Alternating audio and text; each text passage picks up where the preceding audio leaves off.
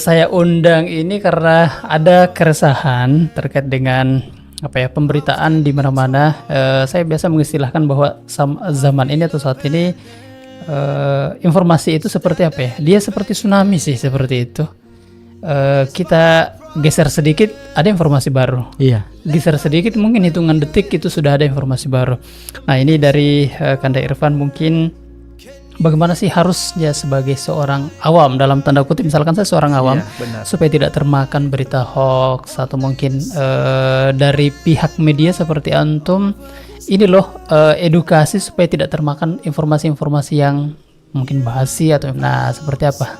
Harus cerdas seorang muslim mendapatkan media itu. Iya, benar. Jadi yang pertama jangankan orang awam ya. Iya.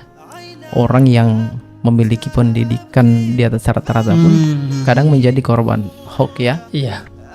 Jadi gini, benar berkaitan dengan kondisi saudara-saudara kita warga Gaza Palestina ya, yang subhanallah beberapa pekan terakhir ini bahkan sudah berpuluh-puluh tahun menjadi korban penjajahan dari penjajah Zionis Israel. Ya tentunya pastinya sekarang ketika berbicara tentang pencarian berita di Google ya, pastinya yang setiap hari saat ini menjadi topik teratas itu pasti Palestina.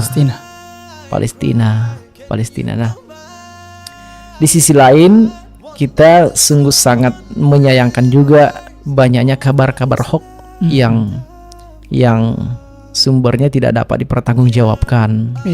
Iya. Misalnya salah satunya adalah bahwa ya Hamas itu dianggap sebagai bagian dari teroris. Dianggap bagian dari bentukan Zionis Israel. Okay. Ini kan sungguh sangat disayangkan ya. Sementara ya yang kita ketahui bahwa Hamas ini adalah pejuang Islam yang tengah memperjuangkan kemerdekaan bagi negaranya. Ya. Dan dia perwakilan kaum muslimin sebenarnya untuk menjaga Palestina. Kemudian sebagai perwakilan kita sebagai umat Islam yang menjadi pihak yang berada di garda terdepan menjaga masjid suci kita, Masjid Al-Aqsa. Nah, berkaitan dengan hoax-hoax yang beredar seperti itu, tentu saya ingin menyampaikan bahwa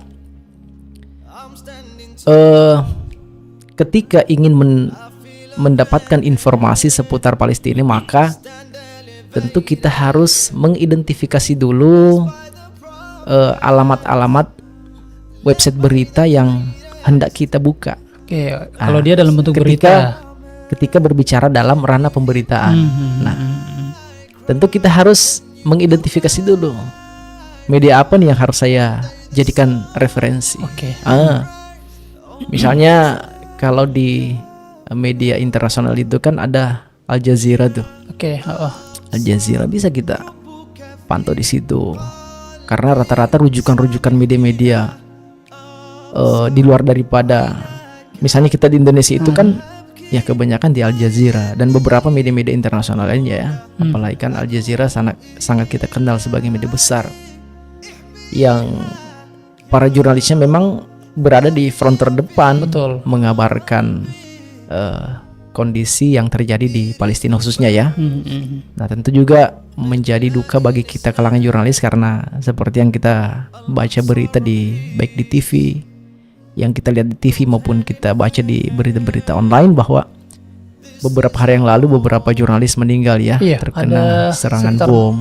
Ada 11, 20 luka-luka dan 2 hilang. Nah, itu kan ya itulah risiko kita sebagai jurnalis yang menjadikan berita itu adalah sesuatu yang penting untuk kita hendak kabarkan kepada khalayak ramai. Nah, itu yang pertama, kita harus mampu mengidentifikasi dulu media apa yang bakal kita jadikan sebuah referensi untuk mencari informasi tentang Gaza, kan gitu. Nah, kalaupun misalnya terlanjur ada yang menyebar tuh, apalagi kan sekarang ini itu tadi yang saya sampaikan bahwa distribution is queen.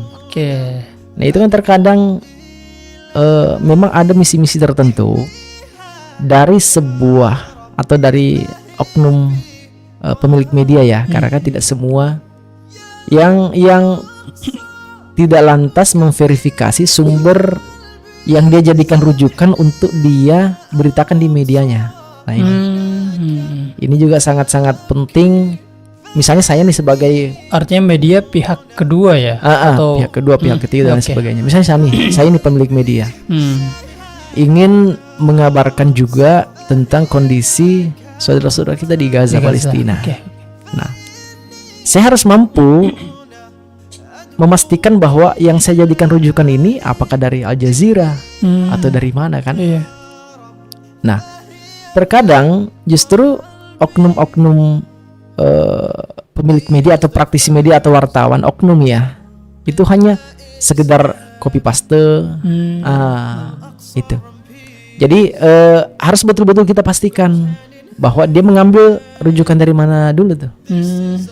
Nah, kemudian itu tadi mengidentifikasi media yang hendak kita jadikan referensi.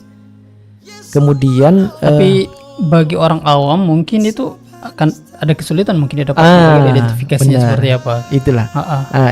Itu tadi bahwa juga harus kita klasifikasi pembaca berita itu. Ya, kita berbicara misalnya orang awam, misalnya orang yang jauh dari hiruk pikuk kehidupan kota ya, hanya sekedar dapat informasi yang paling gitu kemudian ya. Karena informasi itu judulnya bombastis, akhirnya dia share kemana-mana. Oh ternyata Hamas begini.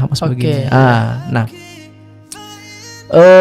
ketika ada kejadian seperti itu dan ternyata link berita itu sampai pada kita, maka tentu menjadi tugas kita untuk meluruskan informasinya.